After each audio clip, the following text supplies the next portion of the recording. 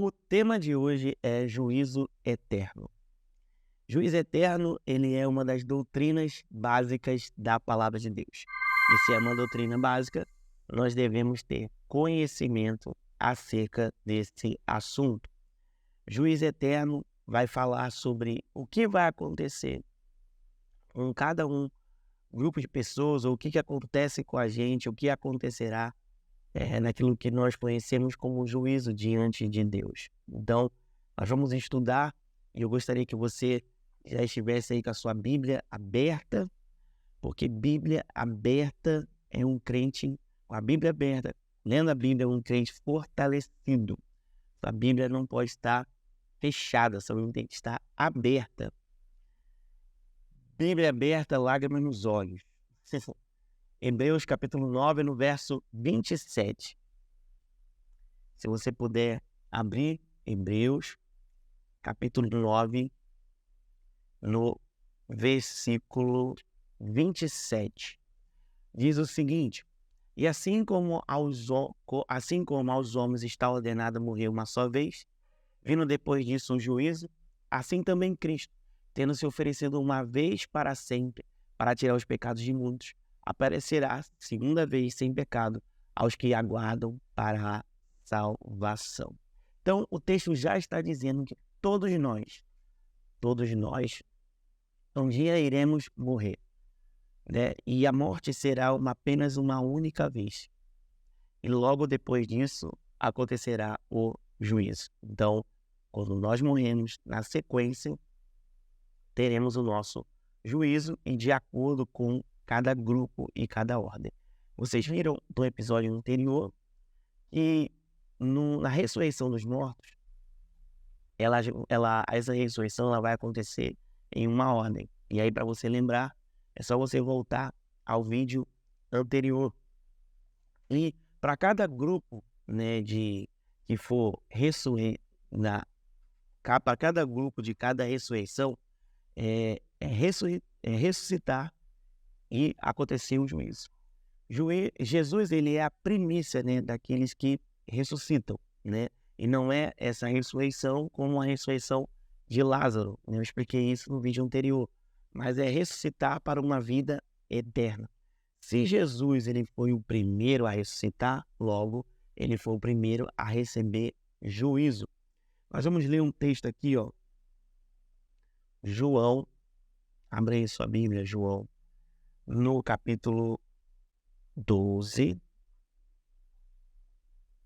no verso 27. Diz o seguinte, João, no capítulo 12, no verso 27. Olha o que diz. Agora está angustiada a minha alma. E o que direi eu? Pai, salva-me desta hora, mas precisamente com esse propósito vim para esta hora. Pai, glorifica o teu nome. Então veio uma voz do céu e disse, eu já o glorifiquei e ainda o glorificarei. E a multidão, pois, que ali estava tendo ouvido, dizia ter ouvido um trovão. Outros diziam, foi um anjo que lhe falou. Então Jesus lhe explicou, não foi por mim que veio esta voz, e sim por vossa causa. Chegou o momento de ser julgado este mundo, e agora o seu príncipe será expulso. E eu, quando for levantado da terra, atrairei todos a mim mesmo. Isto dizia, significando de que gênero de morte estava para morrer. Então, Jesus aqui está anunciando que virá um juízo sobre a terra. Porém, esse juízo sobre a terra cairá sobre ele. Porque Jesus está anunciando ali que ele vai morrer uma morte de cruz. E essa morte de cruz que Jesus irá morrer não vai ser por conta dos pecados de Jesus, até porque Jesus não tinha pecado sobre ele. Então ele já está anunciando que a morte que ele vai morrer será no nosso lugar. Deus vai lançar sobre Jesus Cristo o juízo contra o pecado. E justamente por quê? Porque Jesus levou sobre si todas as nossas dores e a nossa enfermidade. O que nós vemos na cruz do Calvário, o que está acontecendo com Jesus, é justamente o juízo contra o pecado de toda a humanidade. Não só o pecado passado até Jesus, mas também todos os pecados para frente. Nós estamos vendo Jesus recebendo sobre si, né, a recompensa da que era da nossa vida, dos nossos pecados. Vamos ler mais um texto? Isaías 53. Isaías 53, o verso 3. A gente vai ler até o 12, que diz o seguinte: era desprezado e o mais rejeitado entre os homens, homens de dores, que sabem o que é padecer. E como um de quem os homens escondem o rosto, era desprezado e dele não fizemos caso. Certamente tomou sobre si todas as nossas enfermidades e as nossas dores, levou sobre si. E nós o reputávamos por aflito, ferido de Deus e oprimido. Mas ele foi transpassado pelas nossas transgressões e moído pelas nossas iniquidades. O castigo que nos traz a paz estava sobre ele, e pelas suas pesaduras nós fomos sarados. Todos nós andávamos desgarrados como ovelha, e cada um se desviava pelo seu caminho. Mas o Senhor fez cair sobre ele a iniquidade de todos nós. Ele foi oprimido e humilhado, não abriu a boca. Como um cordeiro foi levado ao matadouro, e como ovelha muda, perante seus tosqueadores não abriu a boca. O juízo opressor foi arrebatado de sua linhagem, quem dela cogitou? Quando foi cortado da terra dos viventes, e por causa da transgressão do meu povo, ele foi ferido. Designaram-lhe a sepultura com os perversos, mas com o rico esteve na sua morte, posto que nunca fez injustiça, nem dolo algum se achou na sua boca. Todavia, o Senhor agradou moê-lo, fazendo-o enfermar. E quando der a ele a sua alma como oferta pelo pecado, verá sua posteridade e prolongará os seus dias, e a vontade do Senhor prosperará nas nações. Ele verá o fruto do seu penoso trabalho, da sua alma, e ficará satisfeito. O meu servo, o justo, com o seu conhecimento justificará muitos, porque as suas iniquidades deles levará sobre si. Por isso, eu lhe darei muitos como a sua parte, e com os poderosos repartirá ele o despojo. Portanto, derramou a sua alma na morte. Foi contado com os transgressores, contudo, levou sobre si o pecado de muitos pelos transgressores intercedeu. Esse texto ele é precioso e maravilhoso porque ele fala justamente da entrega de Jesus, o que ele levou sobre si. Você olha para Jesus na cruz do Calvário, ele está recebendo sobre o corpo dele o juízo contra o pecado. Jesus era inocente, mas ele se entrega por nós. E o texto está dizendo que o Senhor se agradou moê-lo na cruz do Calvário. Porque Deus está se agradando, Deus se agrada da oferta que Jesus está oferecendo. Jesus está obedecendo a Deus até a morte e morte de cruz. E isso faz com que Jesus nos substitua na cruz do Calvário. Então, esse juízo, que era para ser nosso, Jesus Cristo, por ter assumido a nossa vida, ele acaba recebendo sobre si o nosso juízo. Vamos, para a gente clarear mais ainda, vamos ler uma figura disso. Gênesis, no capítulo 48, no verso 13. Gênesis 48, no verso 13. Aqui, nessa parte aqui da Bíblia, ele fala sobre o tempo em que Jacó já está prestes a morrer. Jacó que já está no fim dos seus dias. Então, como era de prática naquela época, o patriarca da família, ele sempre abençoava a geração, né, que iria o suceder, né, na frente. Ia ser ali como uma sequência do seu ministério. E Jacó então pega os filhos de José e coloca diante dele. Quem são esses filhos? Efraim e Manassés. Então, qual era a prática? Aquele que você iria abençoar, você deveria colocar a sua mão direita sobre a cabeça e falar toda a bênção, colocar para fora tudo aquilo que estava sobre ele e ministrar a bênção. E com a sua mão esquerda, né, significaria que a bênção estava sobre o primogênito e não sobre aquele que viria depois. Então, se bênção está sobre um, o que restou da bênção é a maldição. Então, tudo que era de maldição ficou para o outro. E olha o que o texto vai nos ensinar aqui. Depois, tomou José a ambos, a Efraim em sua mão direita e à esquerda de Israel, e a Manassés na sua esquerda, à direita de Israel, e fê-lo chegar até ele. Então, Manassés, ele é o primogênito de José, e Efraim, ele é o filho mais novo. Então, o que José faz? O pai dele já não está enxergando muito bem, né? Já está no fim dos seus dias. Então, ele bota Manassés à sua esquerda, né? Mas à direita, na frente da mão direita de Jacó, e com Efraim, bota à sua direita, à esquerda de Jacó. E olha o que vai acontecer. Mas Israel estendeu a mão direita e pôs sobre a cabeça de Efraim, que era o mais novo, e a sua esquerda sobre a cabeça de Manassés, cruzando então assim as mãos. Não obstante, Manassés ser o primogênito. Então, o que Jacó fez? Ele estende as mãos e cruza os braços. A mão esquerda, que era para estar sobre a cabeça do mais novo, ele coloca sobre a cabeça do mais velho. E a mão direita, que era para estar sobre a cabeça do primogênito, ele coloca sobre o filho mais novo. Então ele cruza os braços. E olha o que acontece. E abençoou José, dizendo: o Deus cuja a presença andaram os meus pais, Abraão e Isaque, o Deus que me sustentou durante a minha vida até esse dia, o anjo que tem me livrado de todo mal, abençoe esses rapazes. Seja nele chamado o meu nome e o nome dos meus pais, Abraão e Isaque. Cresça em multidão no meio da terra. Vendo José que seu pai pusera a mão direita sobre a cabeça de Efraim, isso foi-lhe desagradável. E aí, olha o que José vai fazer. Tomou a mão de seu pai para mudar da cabeça de Efraim para a cabeça de Manassés.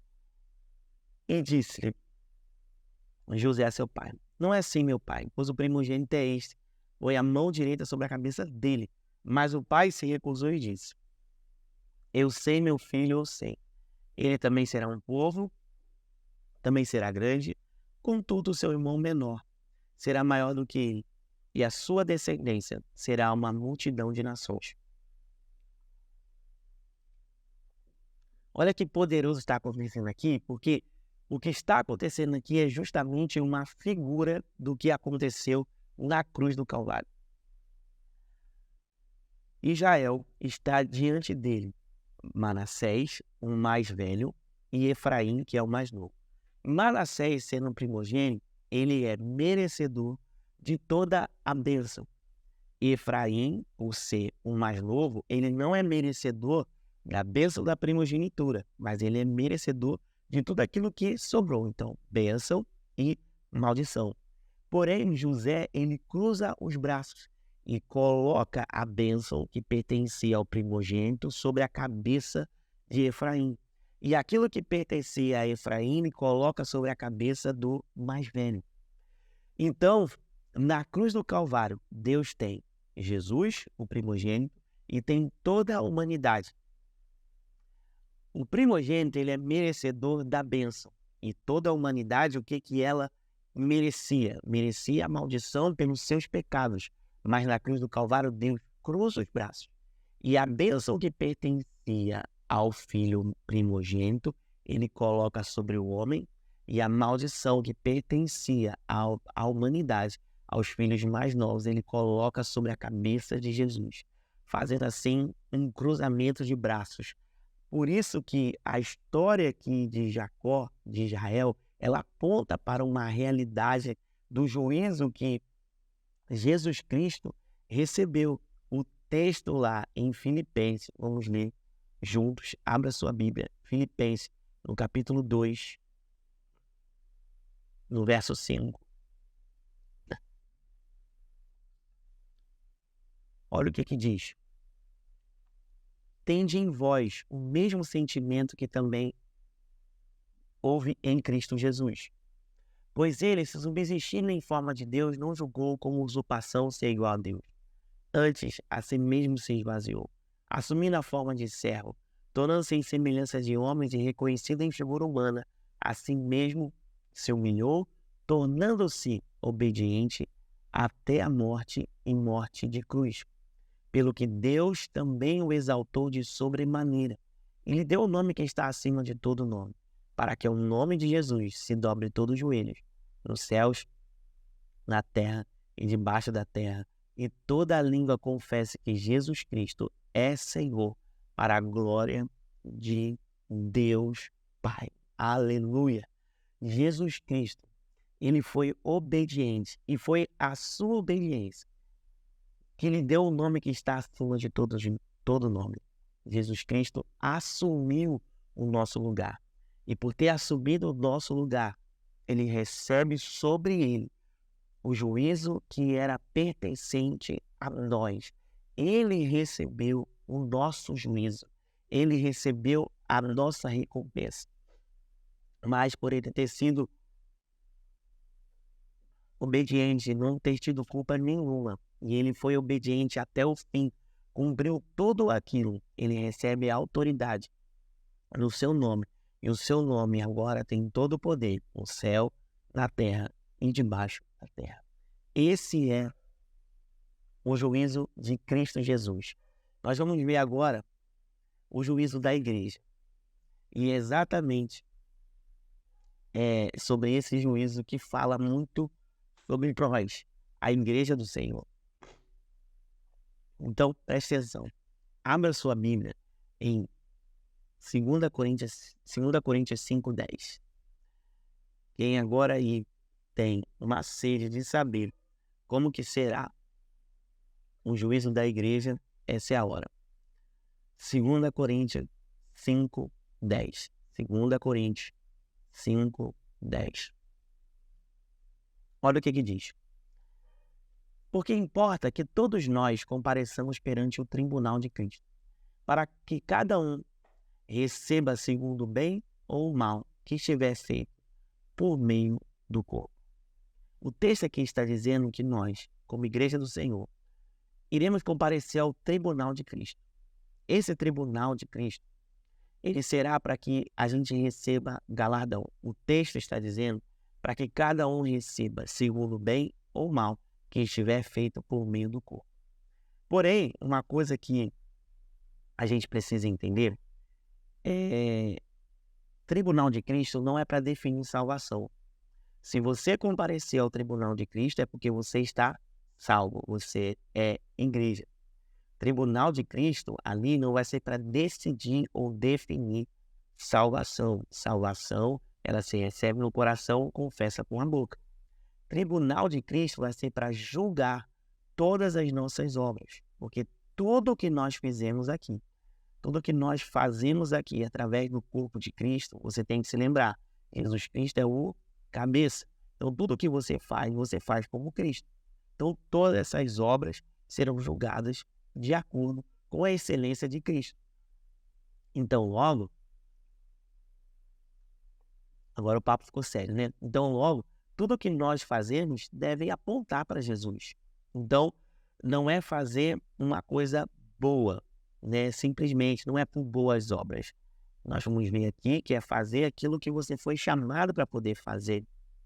Qual a intenção que você fez, qual a qualidade que você fez. Porque no reino de Deus não é quantidade do que você faz, mas é qual a qualidade que você faz. Porque você precisa entender para quem você está fazendo. Então, para quem você está fazendo diz muito a respeito de como anda o seu coração. Se você faz para Deus ou se você faz para homens. Então, o Senhor que sonda e conhece o nosso coração, ele sabe julgar a forma e definir como nós estamos fazendo o que estamos fazendo.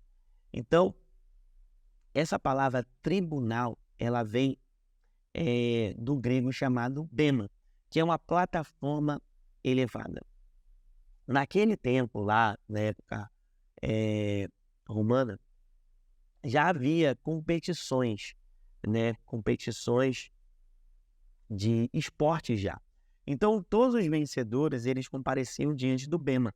Não tem um pódio de uma corrida, né? Sempre no final das competições, sempre tem pódio. Então, o pódio ali só sobe né, quem vai ser premiado.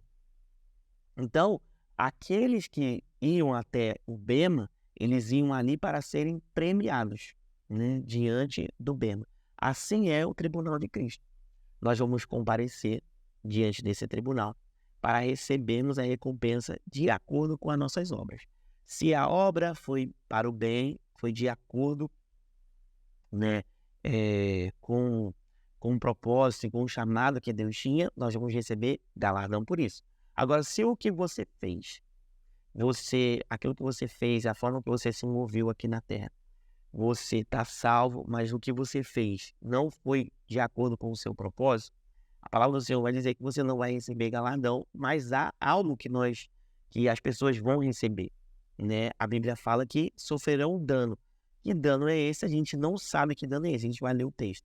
Mas galardão vai receber todo aquele que prestar serviço com honra ao Senhor. Então, meu irmão, no nome de Jesus, tudo aquilo que você faz em Deus, você deve fazer em honra a Deus.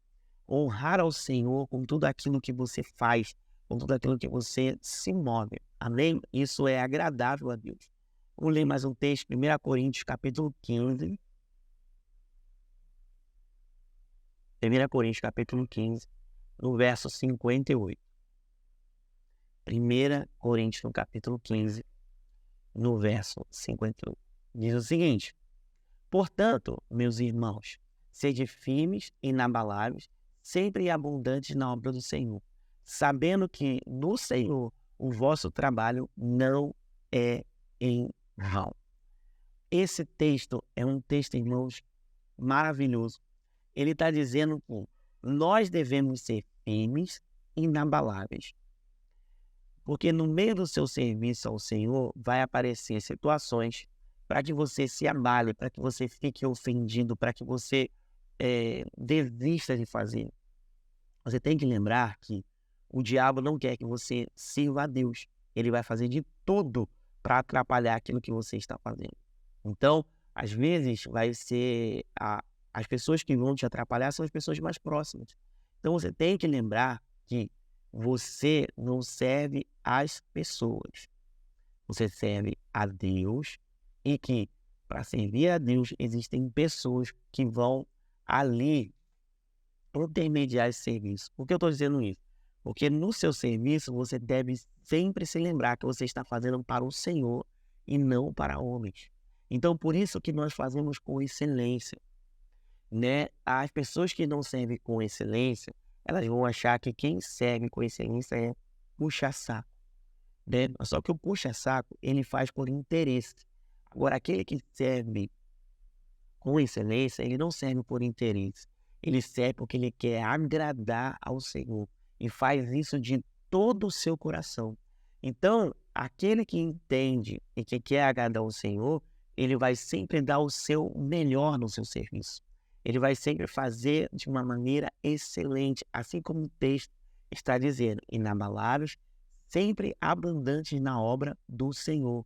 E aí ele te lembra, sabendo que no Senhor o seu trabalho não é em vão. Então, em Deus o nosso trabalho não é em vão. O homem pode pegar o nosso serviço e usar como interesse, mas não interessa o que ele está fazendo. O que importa é o que nós fazemos e fazemos para o Senhor.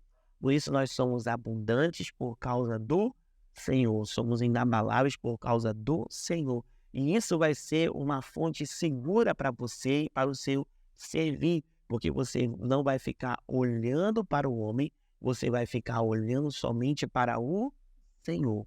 Então, olhe para Cristo, olhe para Ele, olhe, se mova nele. Não olhe para o homem, mas olhe para Jesus. É Ele quem vê tudo aquilo que nós fazemos. Olha lá, vamos ler mais um texto. Colossenses.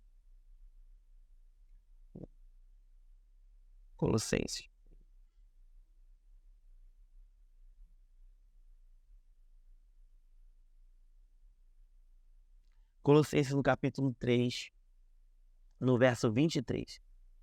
Diz o seguinte: tudo quanto fizeres, fazeis de todo o coração, como para o Senhor e não para homens, ciente que receberei do Senhor a recompensa da herança. A Cristo o Senhor é que estás servindo. Então, meu irmão, toda vez que você serve, chega atrasado, você tem que se lembrar que você não está fazendo para o seu líder, você está fazendo para o Senhor. Todas as vezes que você faz as coisas de qualquer jeito, você tem que se lembrar. Você não está fazendo para o homem, você está fazendo para o Senhor. Deus não recebe aquilo que Deus não está fazendo assim, vou receber só quando ele fizer bem. Não. Todas as suas obras, elas têm um direcionamento. O Senhor. Você vai ser galardoado pela qualidade e não pela quantidade. Você vai ser galardoado se você fizer aquilo que você foi chamado para fazer. Então você deve sempre lembrar. Tudo o que fizer. O texto, quando fala tudo, é tudo. Tudo o que nós fazemos, isso deve ser feito de todo o coração. E você também não pode cair naquele engano. Eu não vou fazer porque eu não estou fazendo de todo o coração. Esse da palavra vai dizer, se o seu coração não está convertido, você deve fazer isso agora. Converta o seu coração, mude as suas atitudes. Você deve fazer de todo o coração. Prioridade como prioridade. Às vezes a gente tem dificuldade de priorizar aquilo que deve ser prioritário na nossa vida. O que é primordial deve ser tratado como primordial e não como secundário. E aí você precisa definir na sua vida o que é primordial e o que não é primordial. Eu acredito que o seu serviço no Senhor, ele seja primordial. Lucas, no capítulo 14, no verso 12, diz o seguinte. Disse também, aqui é uma parábola, né? E preste atenção nessa parte. Lucas capítulo 14, verso 12. Disse também o que havia convidado. Quando deres um jantar, uma ceia, não convides teus amigos, nem teus irmãos, nem teu parente, nem teus vizinhos ricos, para não suceder que eles, por sua vez, te convidem e sejam recompensados. Antes, ao dares um banquete, convida os pobres, aleijados, os coxos e os cegos, e serás bem-aventurado pelo fato de não terem eles com o que te recompensar. Tua recompensa, porém, tu receberás na ressurreição dos justos. Olha o que o texto está dizendo. O texto está falando que quando você for fazer alguma coisa, não faça por interesse de uma recompensa que vem do homem. Porque tem gente, irmãos, que fazem as coisas com a ideia de fazer para poder receber alguma coisa em troca. Então, o que o senhor está fazendo? Quando você for dar um jantar, ofereça o seu melhor para quem não pode te dar nada, para quem não tem nem condições financeiras de te recompensar de uma forma. Faça para aquele que nada pode fazer por você. Por quê? Você vai ser bem-aventurado por isso. Pelo fato de essas pessoas não terem como te recompensar, porque a sua recompensa você vai receber na ressurreição do justo. Porque lembra que eu te falei? É ressuscitar e, na sequência, ser julgado. Então, o texto está nos alertando aqui que quando a gente for fazer alguma coisa, não fazemos por interesse. Irmão, em nome de Jesus, não se aproxima das pessoas por aquilo que elas podem te dar ou te oferecer. Isso não agrada o coração de Deus. Não faça isso.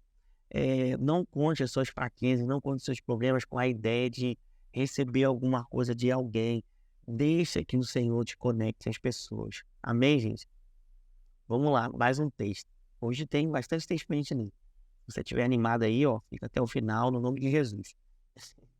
2 Timóteo, capítulo 4. 2 Timóteo, no capítulo 4, no verso 6. 2 Timóteo, capítulo 4, verso 6. Eu li o texto anterior, Lucas 14, no verso 12 ao 14. Agora eu estou lendo 2 Timóteo, capítulo 4, do verso 6 ao 8. Diz o seguinte: quanto a mim, estou sendo oferecido por libação, e o tempo da minha partida é chegado. Combati o bom combate, completei a carreira e guardei a fé. Já agora, a coroa da justiça me aguarda, a qual o Senhor, reto juiz, me dará naquele dia. E não somente a mim, mas também todos quanto amam a sua vida. Olha o que Paulo está deixando aqui um recado para Timóteo. Combati o bom combate. Ele está dizendo, eu combati o bom combate e não o mau combate. Completei a minha carreira. Fiz tudo o que eu tinha que fazer. Eu fiz tudo aquilo que foi designado para eu fazer. Eu guardei a minha fé. Agora a coroa da justiça está me aguardando. O que Paulo está dizendo? Tudo o que eu fiz. Agora eu aguardo a recompensa, o galardão que está agora e será entregue pelo Senhor, que é um justo juiz. Então, Paulo fala da importância aqui de nós cumprirmos o nosso chamado. E é um perigo grande, e a gente pode até depois falar, né, uma série de lives sobre propósito e chamado, porque algumas pessoas ainda não sabem qual é, né, o seu propósito e qual é o seu chamado. Propósito e chamado não é uma tarefa que nós fazemos. Propósito e chamado é quem nós somos aqui diante daquilo que fazemos. Então, quando nós alinhamos o nosso coração, fica fácil da gente entender se o que nós estamos fazendo é para a glória de Deus ou não, né? Então, Paulo está chamando a atenção aqui para a importância de sabermos qual é o nosso chamado. Então, se você já sabe qual é o seu chamado, comenta aqui. Fala quantos aqui, qual é o seu chamado. Vamos lá. Atos, no capítulo 20, no verso 17. Não, aliás, vamos ler. 1 Coríntios. 1 Coríntios, no capítulo 3, no verso 4.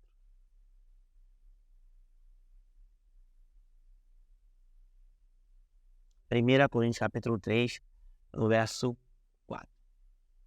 Quando, pois, alguém diz, eu sou de Paulo, e o outro, eu de Apolo, não é evidente que andais segundo os homens? Quem é Paulo e quem é Apolo? Servos por meio de quem cresce. Isto é conforme o Senhor concedeu a cada um. Eu plantei, Apolo regou, mas o crescimento veio do Senhor. De modo que nem o que planta é alguma coisa, nem o que rega, mas Deus que dá o crescimento. Ora, o que planta e o que rega são um. E cada um receberá o seu galardão, segundo o próprio trabalho. Porque de Deus somos cooperadores, lavoura de Deus, edifício de Deus sois vós. Esse texto, ele é poderoso demais, porque esse texto, ele fala exatamente dessa preocupação que nós temos com as partes de cada coisa que é feita. Paulo está dizendo aqui o seguinte, um planta e o outro rega, mas quem dá o crescimento é o Senhor. Paulo está dizendo que dentro de um processo, por exemplo, de uma salvação de alguém, não tem só um único responsável, alguém que foi responsável por aquela salvação. Tem um que ora, tem um que intercede, tem um que lança sementes, tem um que vai regar, o que vai cuidar, mas quem vai dar o crescimento é o Senhor. Então, como que Deus vai avaliar isso? A todos que fizeram parte. Então, às vezes você faz parte de um processo que talvez na sua visão é pequeno, mas para Deus é de extrema importância. Porque, irmão, qual a alegria maior que se tem, às vezes, as pessoas? O que planta ou o que colhe? A gente talvez vê uma alegria maior no sorriso daquele que está colhendo. Mas, se não fosse o que planta, como se colheria? Então, cada um tem a sua participação dentro do processo. Então, você não deve ficar entristecido se aquilo que você faz no Senhor talvez não te dá muito destaque. Mas não é o tamanho do destaque que fala do tamanho da oferta que está sendo feita. O tamanho da oferta é designada conforme a obediência. Se o Senhor te chamou para poder fazer o que você está fazendo, faça de todo o seu coração.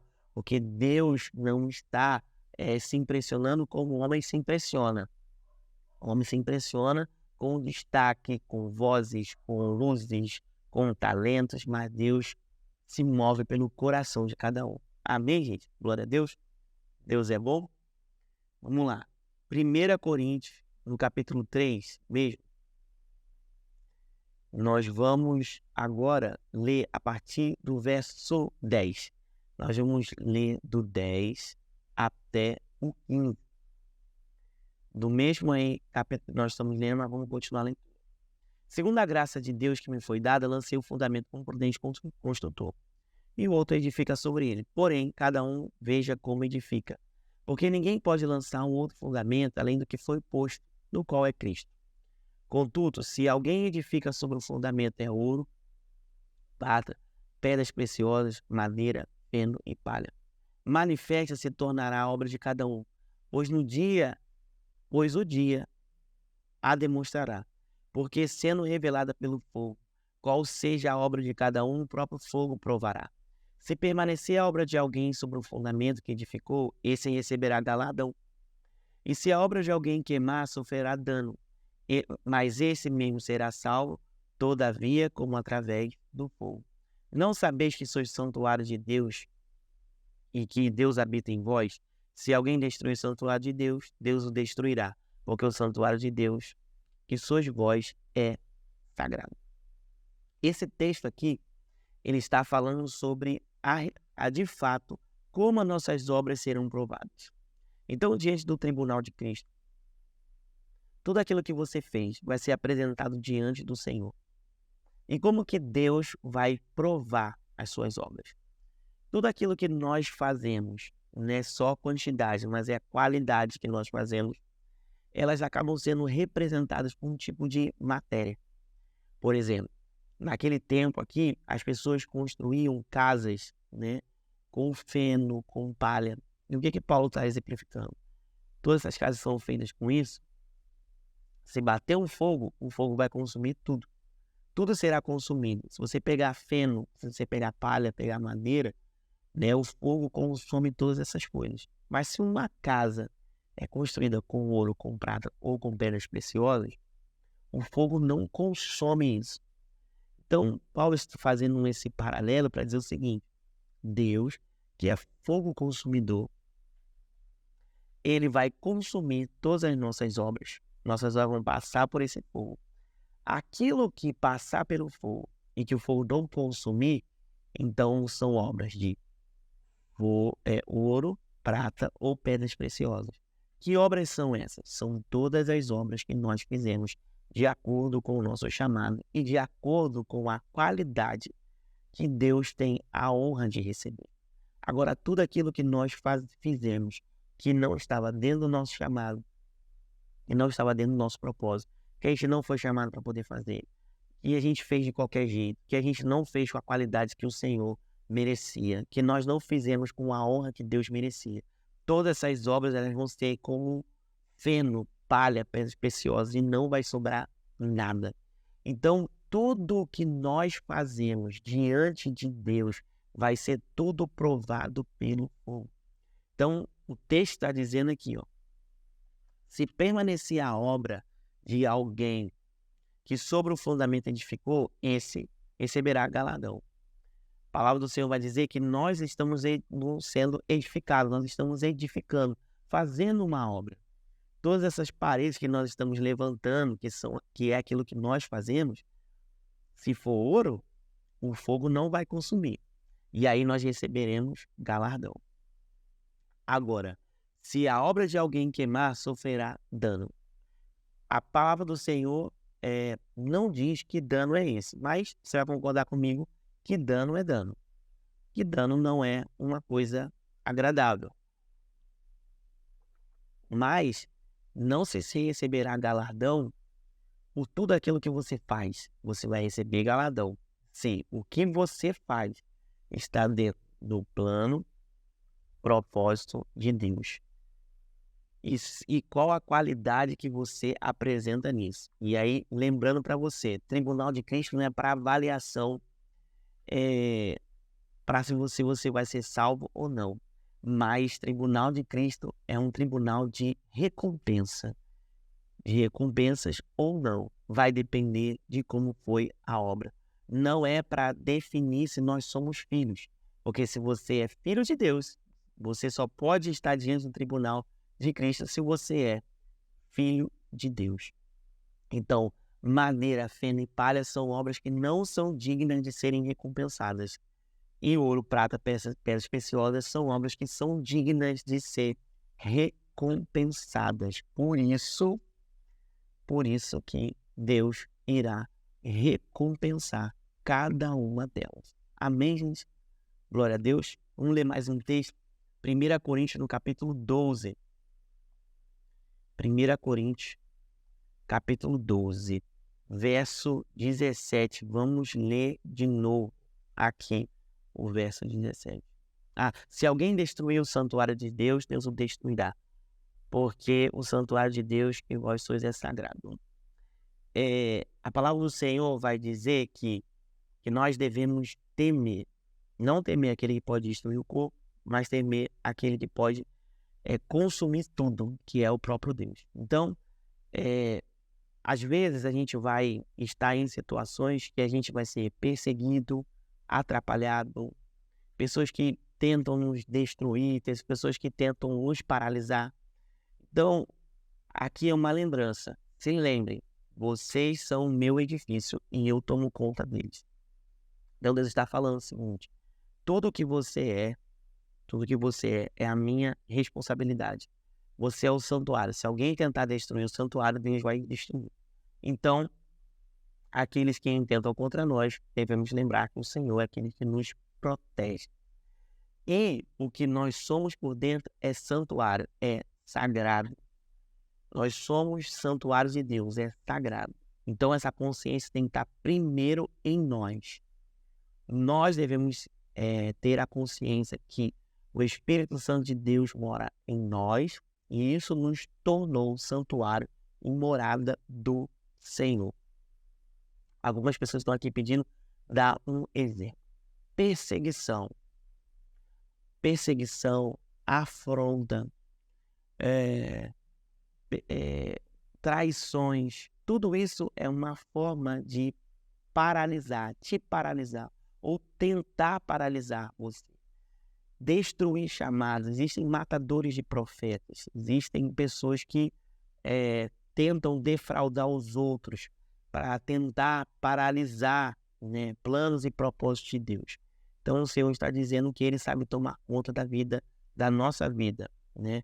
Quer dizer, não sabeis que sois santuário de Deus e que o Espírito Santo de Deus habita em vós. Se alguém destruir o santuário de Deus, Deus o destruirá. Então, isso é tanto um alerta para nós, enquanto uma segurança. Porque se você é santuário de Deus, veja como você lida com esse santuário.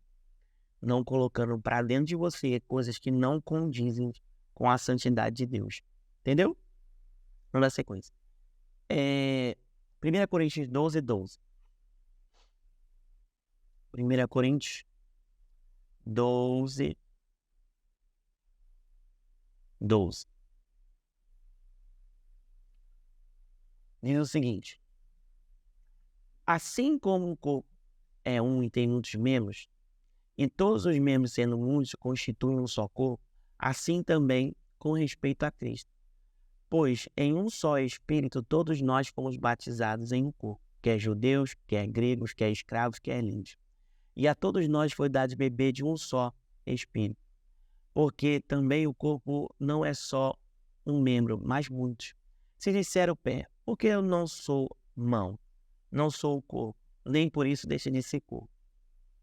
E se o ouvido disser, porque eu não sou o olho, não sou do corpo, nem por isso deixa de ser. Se todo o corpo fosse o olho, onde estaria o ouvido? E se todo o ouvido, se tudo fosse ouvido, onde o olfato? Mas Deus dispôs os membros, colocando cada um deles no corpo, como lhe aprouve. Se todos, porém, fossem um só membro, onde estaria o corpo? Certo que há muitos membros, mas um só corpo. Não podem os olhos dizer à mão, não precisamos de ti, nem a cabeça e os pés não precisam de vós. Pelo contrário, os membros do corpo que parecem ser mais fracos são necessários. E os que nos parecem menos dignos do corpo, a estes dão muito maior honra. Também os que nós não são decorosos revestimos de especial honra. Mas os nossos membros nobres não têm necessidade disso. Contudo, Deus coordenou o corpo, concedendo muito mais a honra àquilo que menos tinha, para que não haja divisão no corpo. Pelo contrário, cooperem os membros, com igual cuidado, em favor uns dos outros, de maneira que se um membro sofre, todos sofrem com ele. Se um deles é honrado, todos se regozijam. Ora, sois corpos de Cristo, individualmente membros desse corpo. A uns Deus estabeleceu na igreja, primeiramente como apóstolo, segundo lugar profeta, terceiro lugar mestre, depois operadores de milagres, depois donos de curar, socorros, governos e variedade de línguas. Esse texto aqui, ele está enfatizando a importância de nós sabermos que somos um corpo em Cristo Jesus, a unidade da igreja de Cristo Jesus. Tudo o que nós fazemos não pode ser feito de uma maneira individual. Um membro destacado do corpo não é corpo, é apenas membro, apenas uma parte. Sozinho, uma mão não consegue fazer nada, um pé não consegue fazer nada. Eu também não posso dizer que o meu dedinho mindinho não é importante para mim, porque sem ele nem equilíbrio direito eu vou ter. Então, não adianta desprezar uma parte do corpo, achando que não se precisa, quando é fundamental. Então, o texto está dizendo que dentro desse nosso propósito de chamado, nós vamos precisar saber o seguinte: caminharemos de maneira unida. Nós devemos caminhar em unidade de igreja.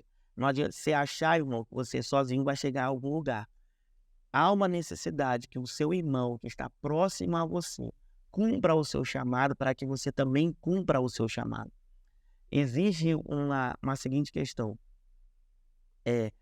Eu preciso de você. Porque existem coisas que eu sei fazer, mas existem coisas que eu não sei fazer e que você sabe. Logo, unidos, né, a obra de Deus ela vai ficar extremamente completa. A obra de Deus será mais eficaz. Então, por isso que nós devemos nos atentar. O juízo que nós vamos participar, que é o tribunal de Cristo, vai nos recompensar, mas vai recompensar de acordo com o nosso chamado, de acordo com a qualidade que nós fizemos. Então, não é questão de quantidade apenas. Não adianta fazer muita coisa sem que essa coisa tenha propósito, sem que isso tenha qualidade, sem que isso que você está fazendo não está honrando a Deus como ele é digno. Então, honre ao Senhor com tudo aquilo que você faz, com tudo aquilo que você é. Honre a Ele. Seja grato a Deus, né, com essa participação, e todos nós, seremos recompensados de acordo com tudo aquilo que nós fazemos aqui na Terra. Por isso a importância de você saber qual o seu propósito, qual o seu chamado, o que você está fazendo, se você está fazendo de todo o coração. Porque, imagina só, depois que nós somos recompensados na eternidade, existe aquilo que não tem como mais mudar. Não vai ter como mais voltar atrás para tentar mudar alguma coisa. Então, o seu galardão, você vai ficar com ele para sempre. E o dano, por não ter cumprido seu chamado, por não ter feito aquilo que o Senhor agradava a Deus, também você vai ter que ficar para a eternidade. Então, é importante que hoje, irmão, você se não está ainda nas práticas, volte às verdadeiras práticas, volte a cumprir o seu chamado. Faça aquilo que o Senhor te designou a você fazer no nome de Jesus. Irmãos, que alegria! Chegamos mais ao final de mais um vídeo. É lógico que a gente falou que é ainda básico. Vai ter outras ainda oportunidades para a gente ir mais profundo, outras oportunidades da gente aprofundar ainda mais sobre esse tema de juízo eterno. Como prometido, eu tenho um presente para você. Eu tenho uma novidade para você que ficou aqui até o final e um presente também. Primeiro, qual é a novidade? Agora, no mês de outubro, eu vou lançar o meu primeiro livro. Olha que glória! Olha que alegria! E esse livro é justamente sobre tudo que nós falamos aqui, né, nessas lives de doutrinas básicas, né? Vai estar próximo, vai ser um livro que vai ser de uma forma digital, né, no Kindle. E aí eu tenho um presente para você. eu quero te dar de presente o primeiro capítulo desse livro, como forma de agradecimento a você que acompanhou tudo aqui, né? Você vai receber em primeira mão esse capítulo desse livro e você vai poder ler, vai poder me dar feedback, vai poder falar o que você está achando.